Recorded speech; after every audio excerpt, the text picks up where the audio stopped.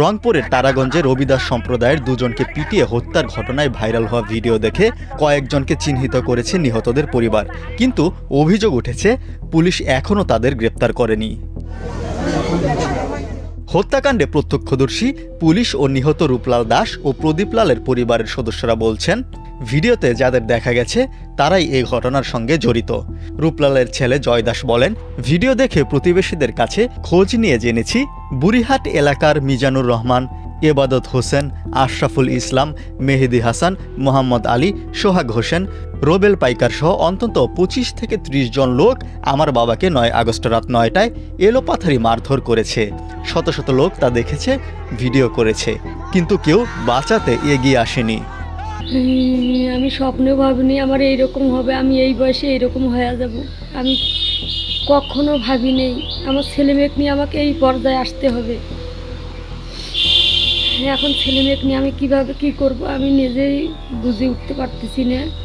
যেমন মেয়ের বিয়ে, অনেক সোনা দানা গাড়ি দেওয়ার কথা ছিল, এখন এগুলো নিয়ে আমরা কিভাবে কি করব, আমার তো দেওয়াই লোকটাই চলে গেল। তবে শনাক্ত হওয়া ওই ব্যক্তিদের স্বজনেরা দাবি করছেন তারা কেউ ঘটনাস্থলে গিয়েছিলেন দেখতে, কেউ বাঁচাতে, কেউ বা ভিডিও করতে। হত্যাকাণ্ডে তাদের ভূমিকা নেই। 9 আগস্ট রাতে তারাগঞ্জের সায়ার ইউনিয়নের বটতলা বুড়িহাট এলাকায় গণপিটুনিতে নিহত হন কুরসা ইউনিয়নের ঘনিরামপুর গ্রামের রূপলাল দাস এবং তার ভাগিনা জামাই মিঠাপুকুরের ছড়ানবালুয়া গ্রামের প্রদীপ লাল। রূপলাল স্থানীয় বাজারে জুতা সেলাই করতেন। প্রদীপ লাল ভ্যান চালিয়ে জীবিকা নির্বাহ করতেন। ছোট একটি টিনের ঘরে মা, স্ত্রী আর 3 সন্তান নিয়ে থাকতেন রূপলাল।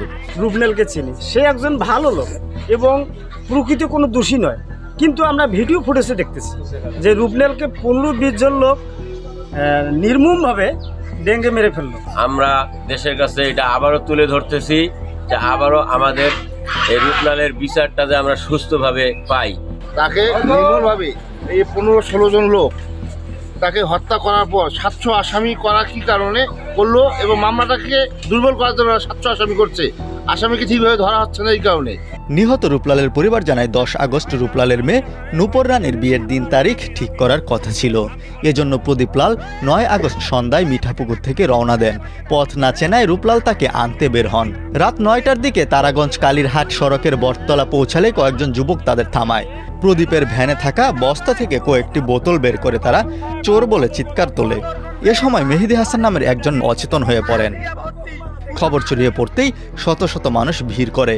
এক পর্যায়ে রূপলাল ও প্রদীপকে বেধড়ক পেটাতে থাকে। মারতে মারতে তাদের নিয়ে যাওয়া হয় বুড়িরহাট উচ্চ বিদ্যালয়ের মাঠে। অভিযোগ উঠেছে সে সময় পুলিশ ঘটনাস্থলে গেলেও উদ্ধার না করে ফিরে যায়। প্রায় 1 ঘন্টা পর গুরুতর আহত অবস্থায় পুলিশ তাদের উদ্ধার করলেও হাসপাতালে নেওয়ার পর দুজনেই মারা যান। রূপলাল এবং আমাদের প্রদীপ হত্যার যে মামলাটি আমাদের থানায় রুজু হয়েছে, এর প্রেক্ষিতে আমরা ইতিমধ্যে 4 জনকে গ্রেপ্তার করেছি। গ্রেপ্তার করে বিজ্ঞ আদালতে প্রেরণপূর্বক রিমান্ডের আবেদন করেছিলাম। 3 দিন করে প্রত্যেকের রিমান্ড মঞ্জুর হয়। আমরা থানায় নিয়ে এসে তাদেরকে নিবিড়ভাবে জিজ্ঞাসাবাদ করেছি এবং আমাদের কাছে যে ভিডিও ফুটেজগুলো সংরক্ষিত আছে সেই ভিডিও ফুটেজগুলো তাদের কাছে উপস্থাপন করি। তারা ভিডিও ফুটেজ দেখে দেখে তাদের কিছু লোককে আমাদেরকে শনাক্ত করেছি। সেই শনাক্তকৃত লোকদেরকে আমরা খুঁজছি, আশা করি অচিরেই আমরা তাদেরকে গ্রেপ্তার করতে পারবো।